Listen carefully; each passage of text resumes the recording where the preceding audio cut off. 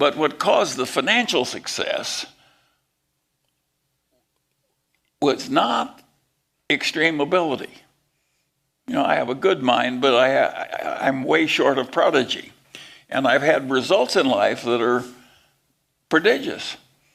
And that came from tricks. I just learned a few basic tricks from people like my grandfather. What were those tricks? What kind of...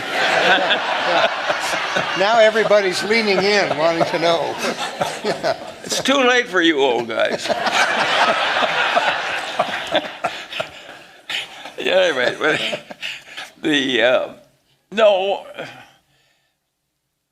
there are all kinds of tricks that I just got into by accident in life. One, I invert all the time. And when I was a weather forecaster when I was in the Air Corps. And how did I handle my new assignment? Being a weather forecaster in the Air Corps is a lot like being a doctor that reads x-rays. It's a pretty solitary. Yeah. You're in the hangar in the middle of the night and drawing weather maps and you're clearing pilots, but you're not interfacing with a bunch of your fellow men very much.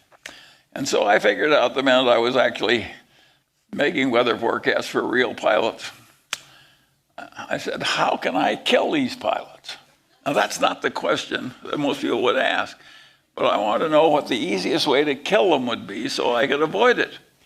And so I thought it through in reverse that way, and I finally figured out, I said, there are only two ways I'm ever going to, I was in the ferry command, there are only two ways I'm going to kill a pilot. He said, I'm going to get him to icing his plane can't handle, and that will kill him. Or I'm going to get him someplace where he's going to run out of gas before he can land because all the airports are sucked in. And I just was fanatic about avoiding those two hazards. And if Kobe Bryant had had somebody like me, he'd still be with us. Yeah, it was so stupid to kill yourself that way. But just that basic, I may have learned that from my grandfather. My grandfather would say to me when I'm swimming, he'd say, swim as long as you want, but stay near the shore. Well, but you can laugh, but no, he was a very wise man. Yeah, exactly. Yeah. Well, what I'm hearing you say is that you, as a discipline, look at what the risk is on the other side of the situation and you avoid that. That's one of the rules, right? Well, it's just it's like a lot of practical problems in algebra. If you invert, you can solve it easily. If you don't, you can't solve it easily. Exactly right. And so, of course, I had that trick very early. And most people would say, how can you, please tell us what you do to save India or to help India. And of course, I would approach it differently. I'd say, what could I do which would most easily hurt India?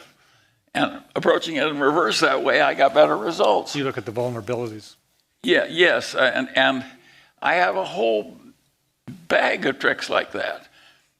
I went to the ROTC both in high school and college. And the ROTC taught me to fire mortar shells or artillery shells, one shot over, one shot short, and then kapow. Well, I never shot any damn shells, but I've been using that mental trick all my life. That's how I determine what size to make something. Over and under and kapow. And so I just got a bag of tricks. And I got the right bag of tricks early.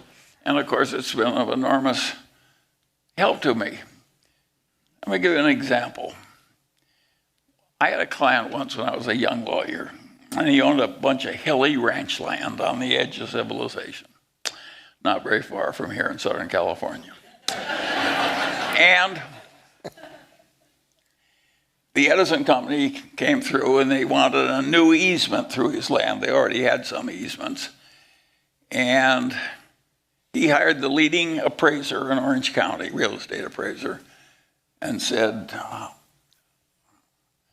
and he had the idea that he should have $250,000 for this easement from the Edison Company. And this leading appraiser, who was very pompous and very old and very distinguished, and he told him, no, I'm sorry, it's only $125,000 value in your damn ranch. And so he came to me and said, Charlie, can you talk some sense into this elderly appraiser? And so I looked at his problem and I told the appraiser what I thought how he was doing his own appraisal wrong. I'm not a real estate appraiser, he is. And what he had done is what he was taught to do in appraisal school. He thought the problem through in 2 dimensions, and he figured out from comparable sales what the value per acre was, and then he computed the acreage, and he had something a little bit on the damage the easement would do to the remaining property and so, but it was all done in 2 dimensions. And I said to this appraiser, you've got to do this in 3 dimensions. You know, God gave us 3 dimensions. And I said, if they put the utility towers, big transmission line towers, which is why it's going to freeze the grade. And the logical way to develop your land is to lop off the top of the hills and put them in the valley. That's the way hilly land is developed. And they're doing enormous damage to you by freezing the grade. And he said, he wouldn't change a damn thing. So I said to my elderly client, I think you have to fire this twit.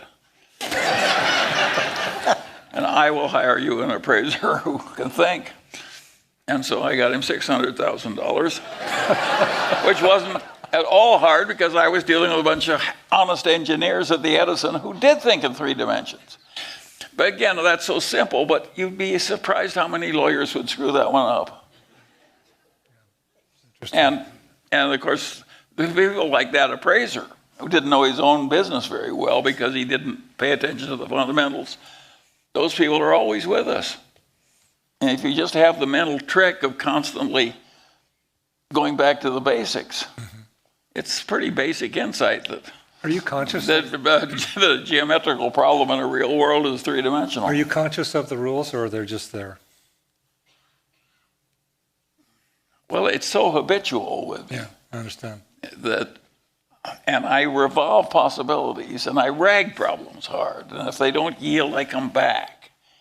And so this is just a bag of tricks, and it enables a non-prodigious man to get prodigious results. Remember, last summer you bought Anadarko, the big oil company? Yes. And you described, I think you'd just gotten back from being with Warren for the weekend. Yeah. And you were describing that you didn't do all the analytics and you didn't do all of the research, but you used your bag of tricks and you flew out to Omaha. You and Warren spent the weekend. You called up the president of the Bank of America, got the money, made the deal. No, I didn't go to Omaha. Or where did you go? No, we have a telephone. Okay. Okay. You talked. Okay, you talked to Warren about it. Anyway. Yeah, but you made it in about 2 days, and it was like No. Okay. Warren didn't need. Warren and I have been together so long that just one grunt we can speak a volume. and no, it's perfectly obvious the Permian Basin is our #1 oil reservoir, and we don't have another like it. And it's perfectly obvious you have a preferred stock, that you have an advantage over everybody else, and plus an upside. And so we've done this kind of thing before, too. So of course we did it. And it's not very difficult. But you're right. There are all kinds of organizations, endless due diligence, and we knew enough to act. Based on the rules. And why they were in a hurry, Yeah. yes, but you don't need perfect. If you're 96% sure, that's all you're entitled to in many cases. And I see these people doing this due diligence, and the weaker they are as thinkers, the more due diligence they do. And of course, it's just a way of allaying an inner insecurity. And of course, it doesn't work. You've got to be able to quickly understand it. How much brains does it take to know the Permian Basin is America's best oil reserve? It's layer after layer after layer. You know, there is nothing like comparable. Yes. And if you have an 8% dividend off the top, from a perfectly reputable place of very talented people, the woman who runs that is a production engineer. She's good. And they get better results in that shale than other people. And so it's a no-brainer. At least it's a no-brainer if you don't make it hard. But I see people, in America now they do these leverage buyouts, and these firms do what they call due diligence. And they will send armies of young lawyers out at high rates per hour to riffle through all the purchasing orders at a place like Esri. Don't even think about it. No. I'm not thinking about it. But my point is Esri wouldn't. No. You don't have to look through the purchasing orders Right. to know that Esri is a good business. And I don't think people are that insecure mentally ought to be in positions of decision making.